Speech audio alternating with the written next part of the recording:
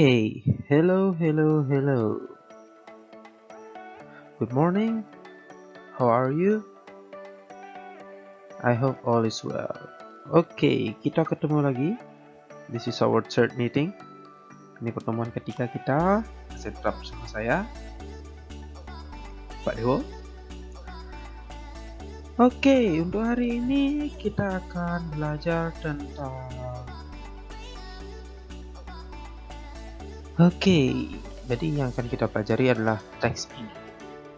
Bisa diperhatikan, sini ada sebuah teks tentang my activity. Jadi saya akan bacakan dulu, nanti kita bahas. Oke. My activity. I usually wake up at 5 o'clock in the morning. I never forget to tidy up my bed and clean it up. Then I take a bath and pray. And then I have breakfast with my family in the dining room. Then I go to school with my friends. I study at school till 1 p.m. I go home, take off my uniform and have lunch with my mother.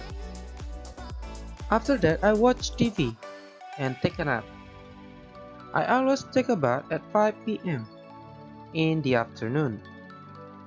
Then I watch TV while waiting the time for dinner. After that, my family and I have dinner together. And then I read a book and prepare the lesson for the next school day. I go to bed at 9 p.m. That's all my activities starting from waking up till going to bed. Thank you. Nah, jadi itu adalah salah satu contoh teks daily activity. Nah, yang akan kita pelajari hari ini adalah bagaimana kalian mengungkapkan kegiatan sehari-hari kalian. Dari bangun tidur sampai mau tidur lagi. Oke? Jadi caranya seperti ini. Ini contoh. Ya. Nah, sebelum kita membuat dalam sebuah teks, ya, kita harus belajar dulu buat per kalimatnya dulu. Ya. Oke? Nah, dalam membuat daily activity, tenses atau aturan yang kita pakai itu adalah simple present tense. Kenapa kita pakai simple present tense? Ya, karena kita mengungkapkan hal yang sering kita lakukan. Atau yang kita lakukan berulang-ulang tiap hari. Atau juga bisa digunakan untuk menyatakan suatu kebenaran umum. Nah, dalam simple present itu ada dua tipenya. Yang verbal dan nominal. Nah, verbal dan nominal itu apa? Kalau verbal itu adalah kalimat yang menggunakan kata kerja. Kalau nominal itu kalimat yang tidak menggunakan kata kerja. Apa bedanya, Pak? Oke, kita bahas satu-satu sekarang. Kita mulai dari verbal, oke?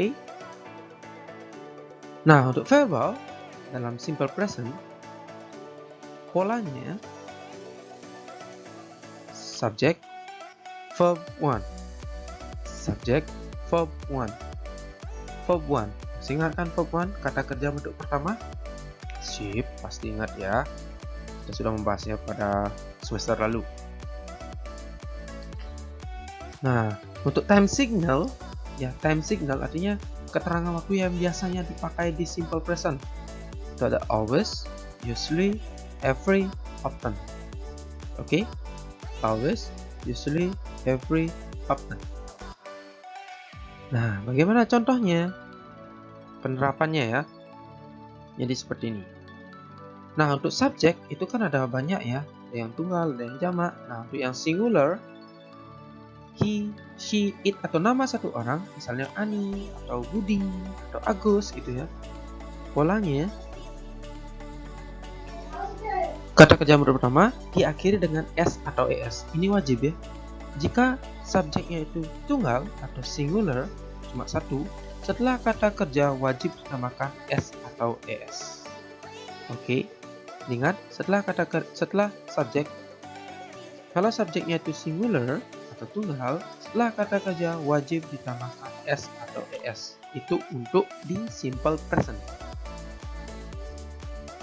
Contohnya, she always goes to school. She always goes to school. Nah, di sini ada go. Dia selalu pergi ke sekolah. Dia selalu pergi ke sekolah. Subjeknya itu satu kan? Makanya setelah kata kerja ditambahkan es. Contoh selanjutnya, he goes to school every day. He goes to school every day. Nah, subjeknya juga sama. He, cuma satu aja kan? Makanya setelah go, itu tambahkan es. Karena subjeknya satu. He goes to school every day. Dia pergi sekolah setiap hari. Nah, seperti itu. Kemudian, kalau yang jamak gimana, Pak? Nah, seperti ini.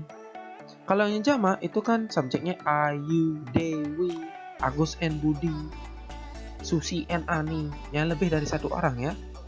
Jadi polanya itu tinggal tambahkan kata kerja bentuk pertama saja tanpa ada akhiran s atau es. Oke, contohnya they go to school every day. They go to school every day. Bisa dilihat kan perbedaannya? Kalau subjeknya she, he, setelah kata kerja tambahkan s atau es. Ya, s atau es. Nah, jika kata kerjanya itu sudah berakhiran e di belakangnya, ya, ada huruf e paling belakang, kalian tinggal tambahkan s aja. Tapi kalau nggak isi E, ya tambahkan ES kayak ini goes. Oke? Nah, kalau yang subjeknya itu jamak, itu tinggal tambahkan verb 1 aja. Nggak usah tambahkan apa-apa. Bisa dilihat kan perbedaannya? Sip. Untuk yang verbal. Jadi yang verbal itu dia khusus pakai kata kerja aja. Oke? Lanjut.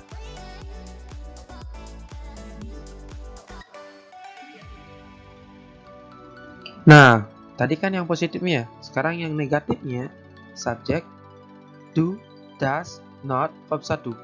Do, does, not, verb 1. Ya. Nah, di sini ada tambahan kata kerja bantu, yaitu do dan does. Do dan does ini muncul hanya di simple present, khususnya yang kalimat verbal. Ya, do dan does ini muncul kalau ada kalimat yang berisi kata kerja. Contohnya, contoh penerapannya ya. He, she, it atau yang singular itu dibantu oleh does. Ya, she, he, it atau yang singular atau yang single itu dibantu oleh does. Baru not, baru verb 1. Ingat ya, hanya verb 1.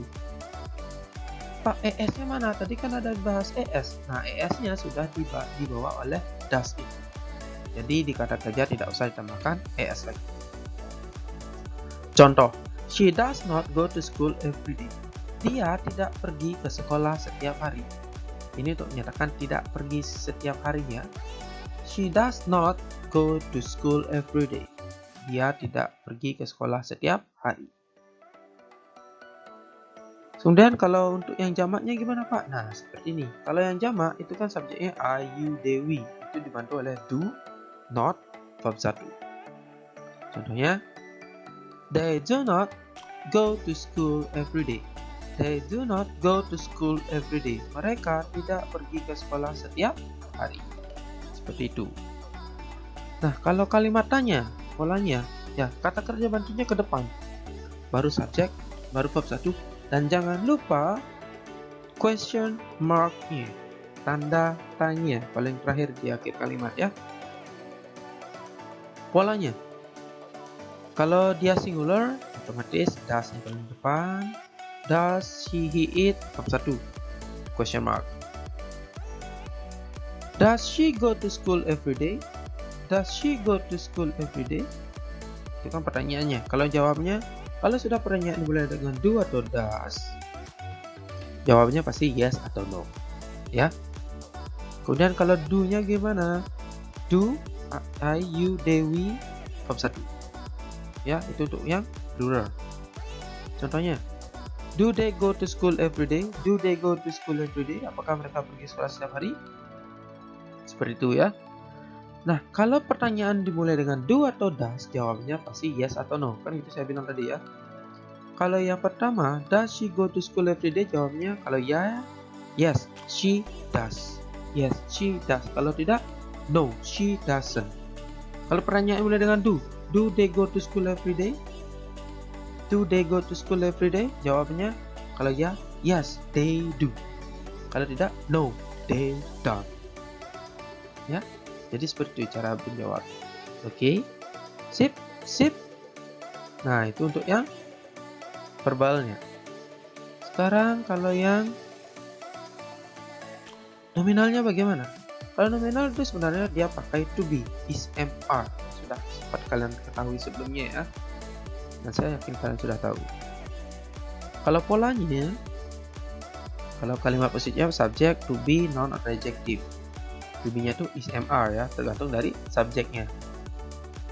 Contohnya, she is a student. She is a student. Dia adalah seorang siswa. Kalau negatifnya, she, to be, not, noun, atau adjective. She, subject, to be, not, noun, atau adjective. Contohnya, she is not a student. She is not a student. Jadi tinggal tambahkan not aja setelah to be-nya. Kalau bikin kalimat tanyanya, to be-nya ke depan.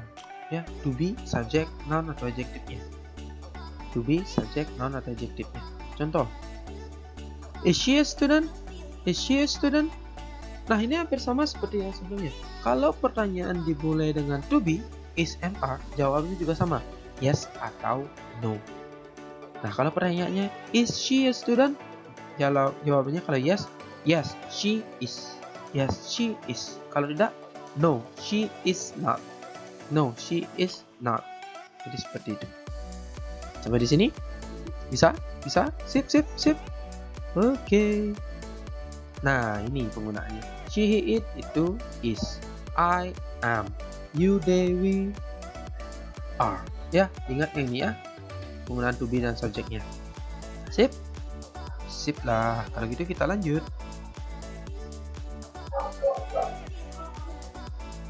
Nah, kita masuk ke bagian latihan. Saya ada 5 kalimat yang kosong rumpang dan pelengkapnya ada di sebelahnya. Silahkan kalian cocokkan kata mana yang cocok di sana dipakai. Saya beri kalian waktu 1 menit.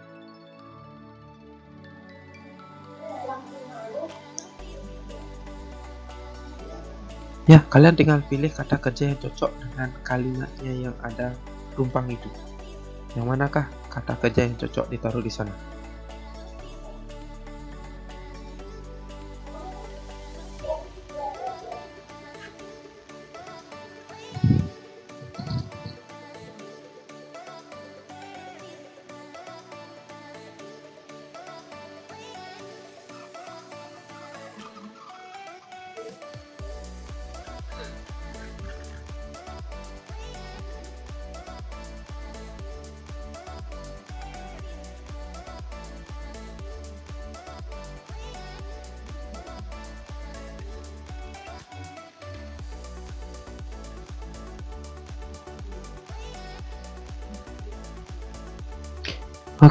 Oke, kita bahas ya.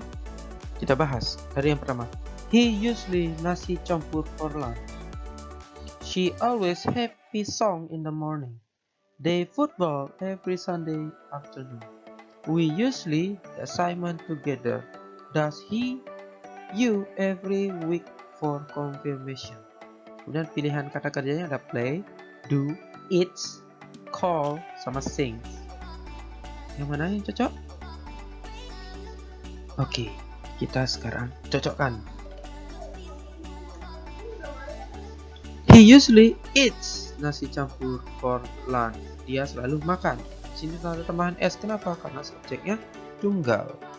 He. She always sings happy song in the morning. Kenapa pakai sing sisi s belakangnya? Karena subjeknya tunggal juga. She. They play football every Sunday afternoon. They play football every Sunday afternoon. Kenapa nggak si s setelah play? Karena ya subjeknya jamak.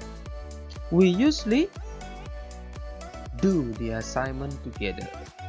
We usually do the assignment together. Ya, dia pakai do. Kenapa nggak pakai does? Karena subjeknya jamak. Nah, sekarang ada pertanyaan. Does he call? Ya. Kenapa call-nya kasih s, Pak? Ya, karena sudah ada kata kerja bantu does. Oke, jadi itu exercise-nya. Saya yakin kalian sudah bisa membuat kalimatnya. Karena kalian sudah bisa membuat kalimatnya, sekarang yang harus kalian lakukan adalah please make your own daily activity from wake up till go to sleep in the assignment part below. Jadi kalian silakan lihat di bagian bawah ini, di bagian bawah kalian ngambil videonya ini untuk tugasnya. Ya, untuk tugasnya sudah saya sediakan, silakan lihat di sana, dibaca dengan baik suruhannya, kerjakan sebaik yang kalian bisa. Saya yakin kalian pasti bisa. Oke.